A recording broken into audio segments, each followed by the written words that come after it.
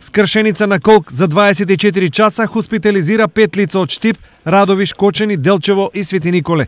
Во болница и на листа за операција се 3 жени и 2 мажи.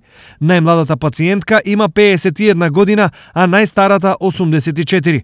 Скршениците се последица на моментално невнимание, но и долгогодишна остеопороза. Се должат секако и на остеопоротичните промени на коските кај старите луѓе и мала травма доведува до фрактура на колкот. Мала травма значи одејки пациентот ќе падне и ќе го скрши колкот, што кај помлади здрави луѓе, мислам луѓе со здрави коски, не се случува. Четворица од пациентите се задржани на ортопедија, додека 2 веднаш се транспортирани за Скопје, зашто Штипската болница нема доволно материјал за сите да ги оперира. Имаме тендер во зависност од буџетот со кој располага клиничката болница, распишан е тендер за остеосинтетски материјал и во рамки на буџетот се прави распоред и набавка на овој потребен материјал за извршување на операциите.